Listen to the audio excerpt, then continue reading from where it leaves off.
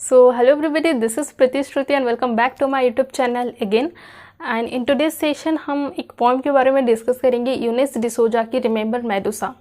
Okay, तो before going to the poem मैं पहले थोड़ा पोएटिस के बारे में बता देती हूँ, यूनिस डिसोजा के बारे में, एंड ये पोएम की भी थोड़ी ओवरव्यू दे देती हूँ. ठीक है, तो यूनिस डिसोजा, ओके, यूनिस डिसोजा जो कि एक टिपिकल कैथलिक फैमिली से बिलोंग करती थी, तो उसको बचपन से ही बहुत सारे रूल्स एंड रेगुलेशंस ने बाउंडेड करके रखा था. ठीक है, that may be from her family और हर सोसाइटी. ठीक है, वो बहुत सारे रूल्स एंड रेगुलेशन से बाउंडेड थी. ऐसा नहीं है कि उसको एजुकेशन नहीं मिला या फिर फाइनेंशियली वो वीकर फैमिली से बिलोंग करती थी, ऐसा नहीं है. उसको सब फैसिलिटी तो मिले हैं, बट जो मैन वुमेन टाइज रहता है उसमें वो बहुत सफ़र की है. ठीक है, वुमेन के लिए बहुत सारा रूल्स एंड रेगुलेशंस था, पेट्रिकल सोसाइटी था. ठीक है, तो उसी के बारे में यहाँ पर बोला गया है. ठीक है, एंड और एक बात कि यूनिस डिसोजा की मैक्सिमम राइटिंग जो होती है वो कन्फेशनल होती है. ठीक है, एंड वोमेन के ऊपर बेस्ड होती है, वोमेन की सफरिंग्स के ऊपर बेस्ड होती है. वो एक डेली वेज वर्कर के बारे में लिखती है, एक सप्रेस्ड हाउसवाइफ के बारे में लिखती है. ऐसा क्यों? क्योंकि देखो, वो जो इतने ईयर्स तक जो अपनी फैमिली में दब के रह गई मतलब क्या कि देखो, वो लिखना स्टार्ट की है 61 की एज में. ठीक है, उनकी बर्थ हुई थी कब? 1940. बट से उनकी फर्स्ट राइटिंग जो दंगर लोक है नोवेल, वो 2001 में ही पब्लिश्ड हुआ है. तो 2001 में ही पब्लिश्ड हुआ है. दैट मीन्स यहीं पर आप गैस लगा सकते हो कि वो सफ़र तो कर रही थी, बट उनकी जो इमोशंस थी, उनकी जो फीलिंग्स थी या फिर जो सफरिंग्स थी, उनको एक्सपोज करने में इतने ईयर्स लग गए.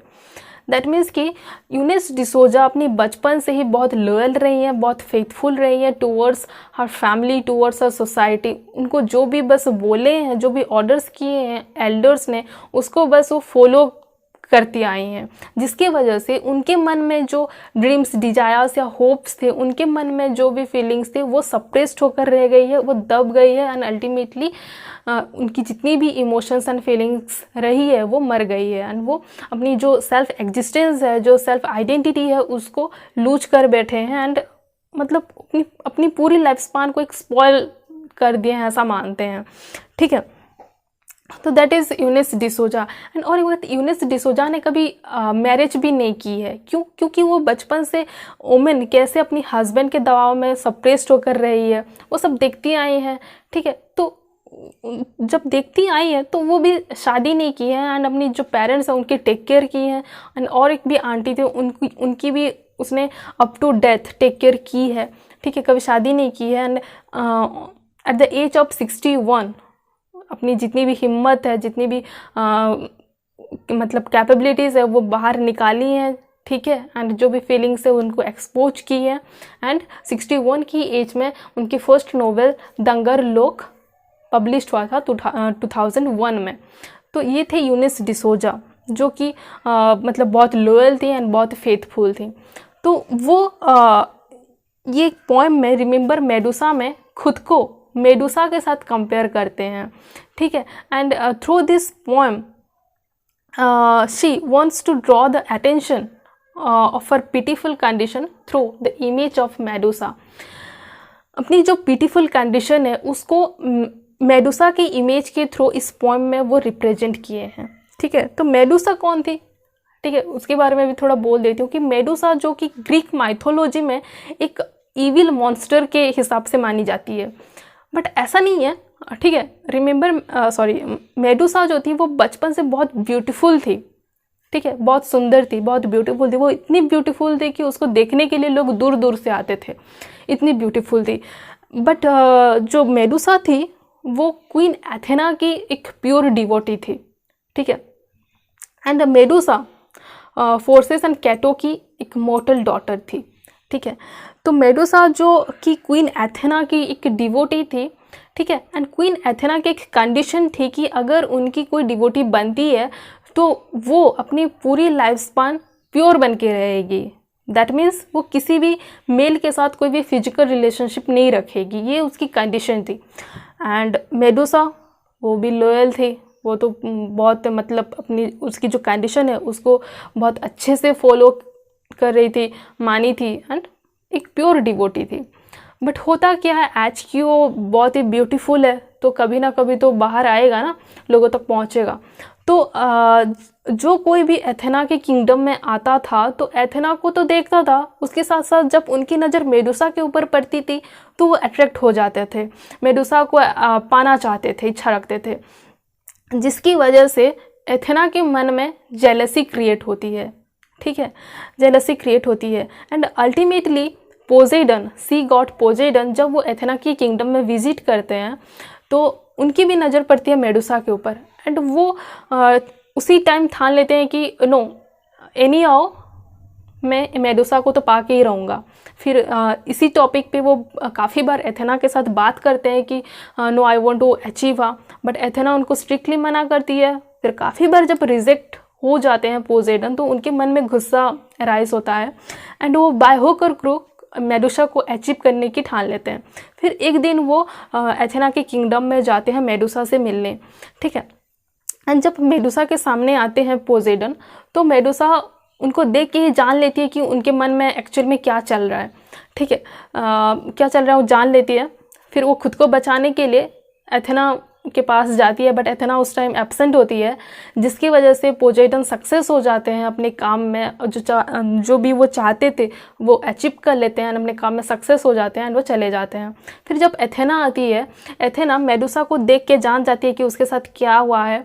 ठीक है, जब जान जाती है तो बहुत गुस्सा हो जाती है एंड वो कर्ज देती है कि जिस ब्यूटी को लेके तुम्हें इतना गुरूर है, जिसके लिए तुम इतना मतलब ये हो रहे हो, कर्ज देती है कि उसकी जो ब्यूटी है वो एक मॉन्स्टर के रूप में कन्वर्ट हो जाएगा एंड जो भी एनीवन जो भी उसको देखेगा वो स्टोन में कन्वर्ट हो जाएगा। ठीक है, एंड और एक बात, मेडुसा की हेयर बहुत ब्यूटीफुल थी, एथेना से भी ज़्यादा ब्यूटीफुल थी। तो उसको भी वो कर्ज देता है कि जो हेयर के लिए तुम्हें इतना मतलब गुरूर है वो भी एक स्नेक के रूप में कन्वर्ट हो जाएगा, मतलब उसकी हेयर स्नेक में कन्वर्ट हो जाएगा, ऐसी वो कर्ज देती है। एंड आफ्टर दैट मेडुसा जो कि इतनी ब्यूटीफुल थी वो एक मॉन्स्टर बन जाती है, इविल मॉन्स्टर बन जाती है। एंड फिर उसकी ये जो मॉन्स्टर में कन्वर्ट हो गई ये न्यूज़ बस फैलती जाती है एंड एक मतलब एक रहता है, एक कंडीशन रहता है कि जो भी कैपेबल होगा मेडुसा को बीहेडेड करने में, उसकी ग्लोरी हमेशा हिस्ट्री में प्रेज किया जाएगा। ठीक है, ये स्प्रेड होता है एवरीवेयर। तो एक होते हैं पर्सियस अल्टीमेटली वो मेडुसा को बीहेडेड कर देते हैं एंड आज भी ग्रीक माइथोलॉजी में उनकी ग्लोरी को जानी जाती है, पर्सियस की। ठीक है, सो this is all about Medusa. तो मेडुसा जो कि देखो बहुत ही इनोसेंट थी, बहुत ही ब्यूटीफुल थी, बट उसने अपनी पूरी लाइफ स्पान में ना तो कभी खुद को प्यार कर पाई, ना कभी प्यार उसे मिला, ना कुछ भी। वो बस सफ़र की, राइट। तो लाइक दैट यूनिस डिसोजा भी ना कि उनकी कोई गलती थी, कुछ भी नहीं, वो तो बहुत लॉयल रही हैं, बहुत फेथफुल रही हैं। जिस तरह से मेडुसा भी एथेना के ऊपर बहुत फेथफुल थी बट सफ़र हुई, लाइक दैट यूनिस डिसोजा भी, वो भी बहुत ही लॉयल थे, बहुत ही फेथफुल थे, बट उनको कुछ नहीं मिला। अल्टीमेटली उनकी जो ड्रीम्स थी सब हिडन रह गए, सब सप्रेस्ड हो गए एंड अल्टीमेटली सब ख़त्म हो गया। सो उस हिसाब से वो खुद को मेडुसा के साथ कंपेयर की हैं एंड इसका नाम मिला है दैट रिमेंबर मेडुसा। ओके, तो पोएम देख लेते हैं। My dumb ox loyalty is the frozen heart, the frozen stare of long aloneness, unpeopled even by terror. And और एक बात देखो, यूनिस डिसोजा खुद को एक ऑक्स के साथ कंपेयर कर रहे हैं। ऑक्स के साथ क्यों? देखो ऑक्स क्या होता है, उसकी मास्टर उसको जैसे ही ट्रीट करेगा, जिस तरफ लीड करेगा वो उसी तरफ जाएगा, उसी हिसाब से उसको फॉलो करेगा, है ना। अगर ऑक्स की मतलब मन भी होगा कि नहीं मैं इस तरफ नहीं इस तरफ जाऊंगा, मैं यहाँ नहीं मैं यहाँ रुकूंगा, बट वो ना तो कुछ बोल पाता है ना कुछ कर पाता है, वो डम्ब ही रहता है। उसके मास्टर उसको जैसे ही मतलब करेगा वो ऐसे ही फॉलो करेगा। ठीक है, तो उस हिसाब से यूनिस डिसोजा खुद को एक ऑक्स के साथ कंपेयर की है, बोल रहे हैं कि my dumb ox loyalty is the frozen heart, the frozen stare of long aloneness. मैंने जो इतने साल लॉयल रहा, जो फेथफुल रहा, अब मेरी जो हार्ट है, जो आइज है, वो फ्रोज़न बन गई हैं। दैट फ्रोज़न क्यों, उनकी हार्ट फ्रोज़न क्यों बन गई है? Due to the death of emotions. जो उनके दिल में जो इमोशंस थी, उनकी डेथ हो गई है, जिसकी वजह से उनके दिल वो जो फ्रोज़न पड़ गई है। ठीक है, due to the death of emotions she was telling that her heart has become frozen. The frozen stare of long aloneness, and उनकी आँखों में भी कोई फीलिंग्स नहीं बची है। ठीक है, मतलब उनकी आंखों में भी और कोई ड्रीम्स नहीं है, डिजायर्स नहीं है, विशेस नहीं है टू फुलफिल्ड, सब अनफुलफिल्ड रह गए हैं। ठीक है, of long aloneness unpeopled even by terror, and वो इतनी अकेली पड़ गई हैं कि वो बोल रहे हैं कि अनपीपल्ड इवन बाय टेरर। होता है ना कि जब हमारा सब कुछ ख़त्म हो जाता है, हम बोलते हैं कि मुझे और किसी भी चीज़ से डर नहीं लगता। ठीक है, मुझे और किसी की भी ज़रूरत नहीं है, ये सब हम सेंटेंसेस बोलते हैं। तो यहीं पर भी यूनिस डिसोजा बोल रहे हैं कि वो अपनी लाइफ में इतनी मतलब अकेली पड़ गए हैं, उनके लाइफ में जो सब कुछ ख़त्म हो गया है। वो बोल रहे हैं कि सी वॉज अनपीपल्ड इवन बाय टेरर। ठीक है, डर से भी वो मतलब अकेली पड़ गई हैं, उनके लाइफ में और किसी की भी कुछ भी वैल्यू नहीं है। देखो, आप समझ सकते हो, अगर वो 61 एज में लिखना स्टार्ट की है तो इतने ईयर्स तक वो बस सफ़र की है। ठीक है, एंड 61 एज में उसकी क्या ड्रीम्स होगी या फिर क्या डिजायर्स होगी जो वो फुलफिल करेगी। इतने ईयर्स तक जो थे सब तो सप्रेस्ड हो गए, सब तो ख़त्म हो गए ना। तो उसी की बात बोल रही है कि मेरे जो इमोशंस थे वो डेड हो गए हैं, जिसकी वजह से उसकी जो हार्ट है वो फ्रोज़न पड़ गई है, उसकी आंखों में भी अब कोई फीलिंग्स नहीं है, कोई ड्रीम्स डिजायर्स नहीं है, सब अनफुलफिल्ड रह गए हैं। एंड जिसकी वजह से वो एकदम अकेली पड़ गई है, उसकी लाइफ की कोई वैल्यू ही नहीं है। ठीक है, unpeopled even by terror. Remember Medusa who could not love even herself, and वो खुद को मेडुसा के साथ कंपेयर कर रही है एंड बोल रही है कि रिमेंबर मेडुसा, जो कि खुद को कभी प्यार नहीं कर पाई, जिसकी कोई गलती नहीं थी, जो कि बहुत ब्यूटीफुल थी, स्टिल वो कभी खुद को प्यार नहीं कर पाई, कभी उसको प्यार नहीं मिला। यहाँ पर भी यूनिस डिसोजा, यूनिस डिसोजा जिनकी की कोई गलती नहीं थी, ठीक है, जो कि बहुत लॉयल थे, फेथफुल थे, स्टिल वो सफरर बनते आए। ठीक है, burning through better the flaying the angry words burning through the brain, the certain sorrow then letting go than the fall slow motion into that abyss। And वो बोल रहे हैं कि मैंने जो इतने ईयर्स साइलेंट रहा, जो इतने ईयर्स तक अपनी ड्रीम्स को सप्रेस्ड करके रहा, इससे तो अच्छा होता कि मैं कुछ एंग्री वर्ड्स, फ्लिंग का मतलब होता है चिल्लाना, मैं कुछ एंग्री वर्ड्स बोल देती, कुछ एंग्री वर्ड्स चिल्ला देती, कम से कम मेरा जो भी था मन में वो सब एक्सपोज तो हो जाता, कम से कम मेरा मन तो हल्का हो जाता, right. Burning through the brain, उसी बात को बोला गया है कि जो भी सरो था मेरे मन में, जो भी सफरिंग्स था मेरे मन में, अगर मैंने कुछ इट में भी एंग्री वर्ड्स भी मैंने अगर कुछ चिल्ला देता तो वो कम से कम एक्सपोज तो हो जाती, कम से कम मेरा मन तो हल्का हो जाता। एंड जो सरों को लेके मेरा जो brain it was burning and causing pain, उससे थोड़ा मुझे राहत मिलता, उससे मुझे थोड़ा मन हल्का हो जाता। जो भी सरों की वजह से मेरे ब्रेन में it was burning in my brain and causing pain, उससे मुझे रिलीफ मिल जाती। ठीक है, then letting go then the fall the slow motion into that abyss।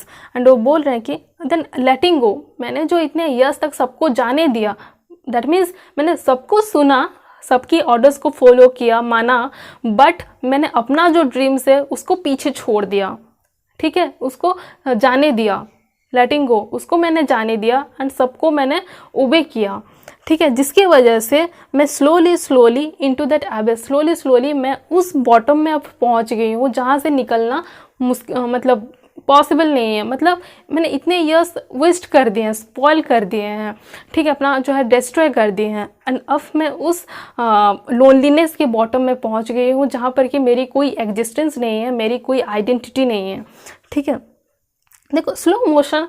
And और एक बात मैं बता दूं कि देखो आपको अगर सडनली कोई झटका लगता है तो आप जल्दी उससे निकल पाते हो, है कि नहीं। अगर सडनली आपको कुछ मतलब ट्रबल पहुंचती है या फिर कुछ मतलब झटका लगता है, एंड अगर आप चिल्ला देते हो, कुछ बोल देते हो, वो एक्सप्रेस कर देते हो, तो कुछ टाइम पीरियड के लिए ही सही बट वो ख़त्म हो जाता है, कुछ टाइम पीरियड के लिए होता है वो पेन।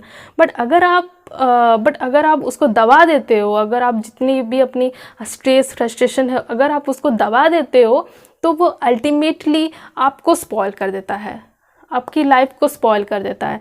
उसी को बोला गया है कि जो यूनिस डिसोजा ने इतने इयर्स तक सबको जाने दिया, अपने ड्रीम्स डिजायर्स को दबा के रखा, बस दूसरों को ओवे किया, लोयल बनकर रही, उसकी वजह से अब वो उस गड्ढे में पहुंच गई है, उस बॉटम पॉइंट में पहुंच गई है जहां पर कि उसकी खुद की कोई आइडेंटिटी नहीं है, खुद की कोई एग्जिस्टेंस नहीं है। अपनी जो पूरी लाइफ स्पान है उसको उसने स्पॉइल कर दी है। Each life line of words years in the making and each life line, मैंने इतने ईयर्स तक बस वो हिम्मत जुटाने में मैंने स्पॉइल कर दिया है। ठीक है, मतलब क्यों हिम्मत जुटाने में कि मैंने जो सफ़र किया है, मैंने जो अपना जो इमोशंस खोया है उसको एक्सप्रेस करने के लिए जो वर्ड्स चाहिए, उसको एक्सपोज करने के लिए जो वर्ड्स चाहिए, उसको अरेंज करने में मैंने इतने ईयर्स स्पॉइल कर दिए हैं। ठीक है, it takes years in the making, इतने ईयर्स मैंने स्पॉइल कर दिए हैं। ठीक है, तो बस इतनी सी ही पोएम है, छोटी सी पोएम है। देखो यहाँ पर दो चीज़ों की बात की गई है, एक तो सेल्फ सफरिंग की बात की गई है एंड सेल्फ डिस्ट्रक्शन की बात की गई है। अगर आप अपनी स्ट्रेस फ्रस्ट्रेशन को दबा के रखते हो तो एक ऐसा पॉइंट आ जाता है जब आप एकदम मतलब लॉस्ट हो जाते हो, आपकी और कोई एग्जिस्टेंस नहीं होती है, राइट। तो उसी चीज़ की बात की गई है यहाँ पर, self sufferings and self destruction की बात की गई है। सो ये था पोएम। ठीक है, बस इतनी छोटी सी ही पोएम थी। आई होप आपको समझ में आया होगा। ठीक है, एंड स्टिल अगर कोई कन्फ्यूज़न रह जाती है then do ask me in the comment box below, I will definitely reply to it.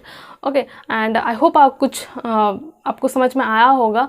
अगर अच्छा लगा then don't forget to do a like, share and subscribe. Okay, so this is all about today. See you in the next video. Till then take care and thank you so much.